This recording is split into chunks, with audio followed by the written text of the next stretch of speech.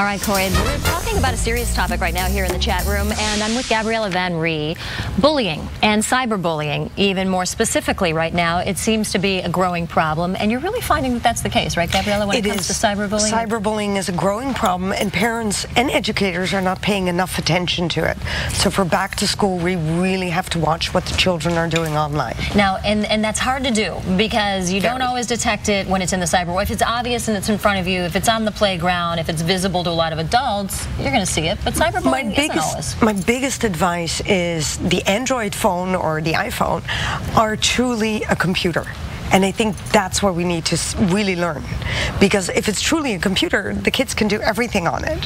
And if they can do everything, because a lot of people tell me, yeah, but the computer is in the family room, we can see it. But the kids are not on their computers. They're on their iPhones and their Androids. So tell parents where to go. Where should you be looking that you probably aren't already? You should actually try to take that phone out of your children's hands and really ask if there's anything going on online that is nasty.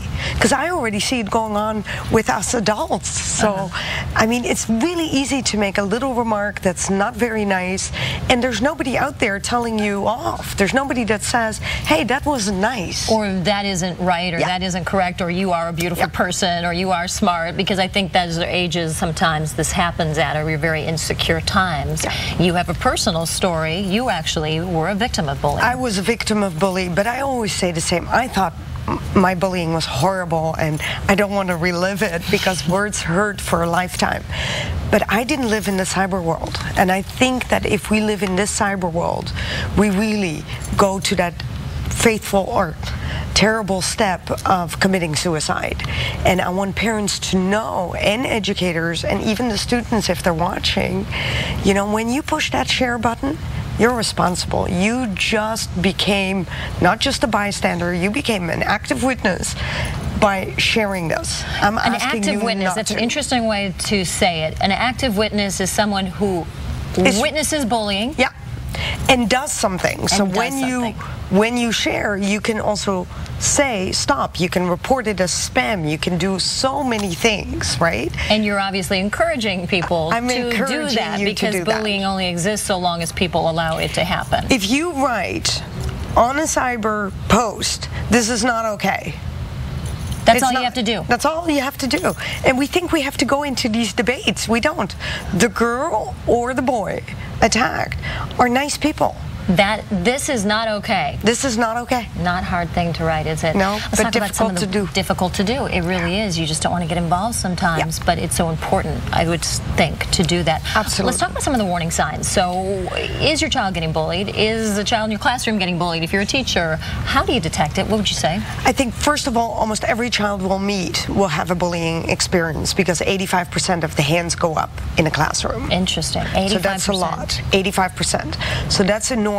But I think that, and this is where it's strange, if you've experienced it yourself, why don't you stand up for the other person? Because you know how awful it is. But for some reason we cannot do it. We're paralyzed. So parents, educators, the child isolates itself. It really does.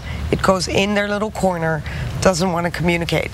But unfortunately, again, and we're back to cyberbullying, they get attacked nonstop. They can't go home. They can't escape it anymore. As you looked into this for your books that you've written on this, 2 different books, I think my question is always, doesn't the parent of the bully kind of know their kids bullying? Don't they? I don't think we do. No? No, I don't think we do. And one of the things that I would like a misconception, let's not make the bully into a villain. We do that.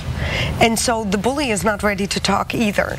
If we, and this is a step that I find really important, if somehow within a school system, the bully and the victim with an educator can sit down, and instead of being aggressive towards the bully, we can actually say, what's your problem? What's going on? What's going on? Because often you're finding there are psychological reasons or things going on in their own home. You will see the child will be so sad. It's not just that their parents are divorced. A lot of children have no foundation today. None. Yeah. And I really mean that. So they're trying to take control through other means. That's one. And one interesting way of becoming a bully is when you're preemptive.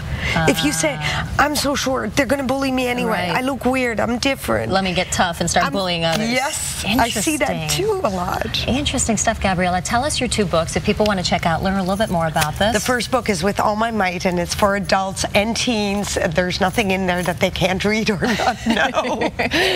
And the second one? The second one is I Can Find My Might, which is for little children. And I love to see you're a great role model, because you're someone you've told me many times have been severely bullied, and yet you've turned into such a positive person. So I think that's really inspirational. You have to say you are a good person. Nobody can take your happiness away. Nobody. Yeah. Thanks for sharing your story with us, Gabriella van Rij. Next, Lou Ferrigno, the original Incredible Hulk. Did you see him in the hallway? I did. He's still huge. I mean, he takes up the whole hallway. He's in town. How you can meet him coming up here. Good Day Chicago continues.